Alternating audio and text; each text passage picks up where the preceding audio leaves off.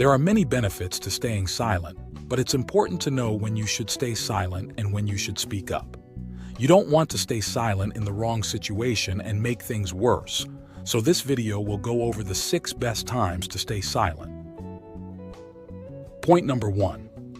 When someone is talking about their problems with you, sometimes being silent and listening is the way to go.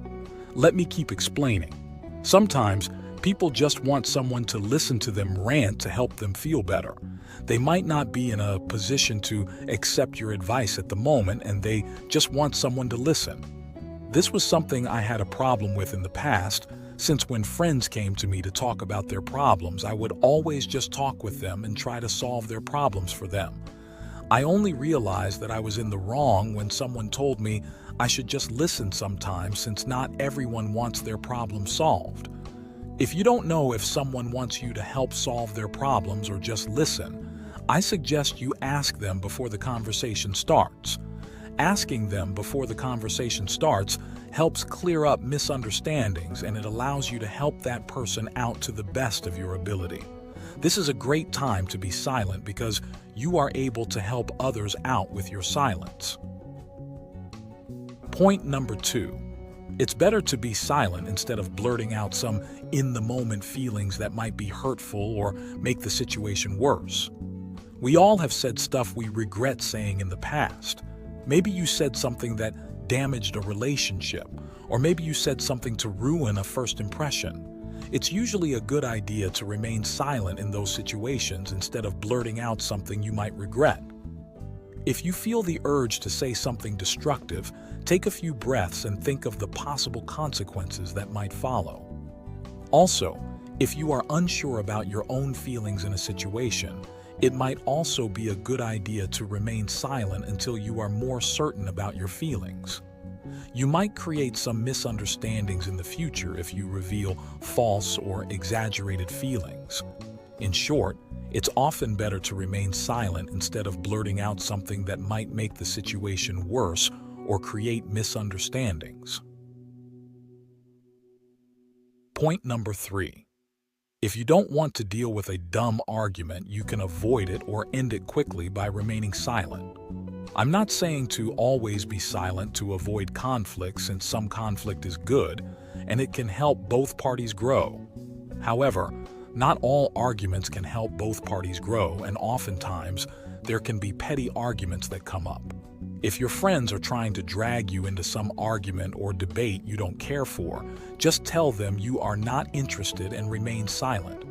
If you are already in the argument and want to resolve the conflict instead, just agree to disagree with them to get it over with. If you agree to disagree with them and remain silent, they won't have anyone to argue with if it's a one-on-one. Sometimes, winning the argument might involve you losing, but it's fine if your goal is to resolve a conflict. Point number 4.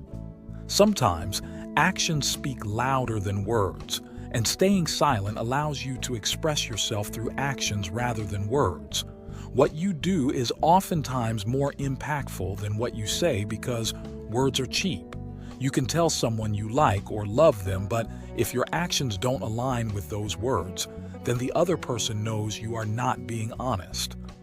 One of the best times to let your actions do the talking is when you are comforting someone who might be down. Instead of normally saying things like, "Sorry for your loss," if you are close enough to that person, giving them a hug can comfort them more. Instead of a hug, you can also let the other person feel heard by some silent nodding and sincere eye contact that tells them you are sorry for their loss. Point number 5.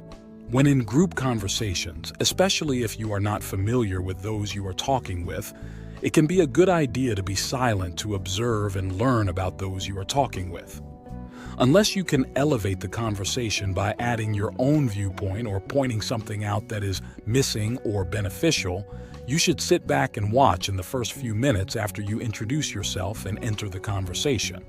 While some people say you should be more outgoing and talk more in the beginning, I think it's better to observe a bit first before you become more outgoing and talk more.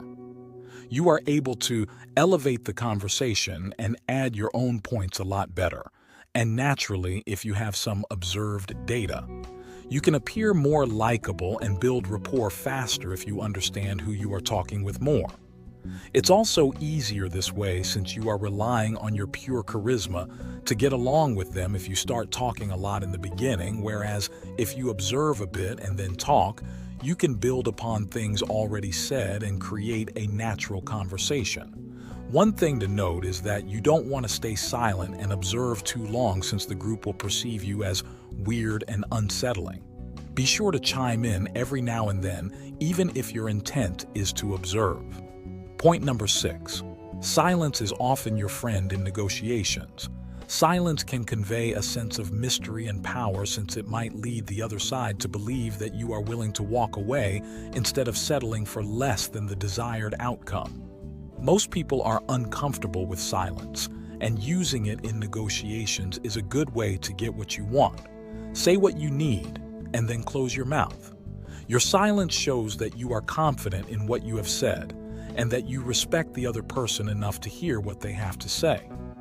The silence also allows the other party to come to their own conclusions, which can lead to them digging themselves in a hole. You are using the silence to let the other side speak to their disadvantage to give you the upper hand. I think these are the best times to stay silent.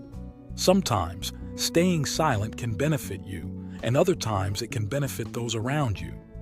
First of all, once again, thank you for watching this video till the end. I have something for you. I have created the masterclass for the guys who want unlimited power and dominance in their relationships, guys who want the ability to make women fall in love with them at will, guys who want authority and dominance in their love lives and never to be seen as weak again, guys who want to get out from the dreaded friend zone and get into the lover zone, guys who want to have choices with women and have a relationship without the drama, confusion, and headache, guys looking to turn a casual friend or coworker into a devoted lover and get her to be physically and emotionally addicted to them. If you don't take any action to understand women in your 20s, you'll suffer heavily in your 30s. So buy it right now. It's on 50% discount buy before sales ends. Buying link in the pinned comment and description.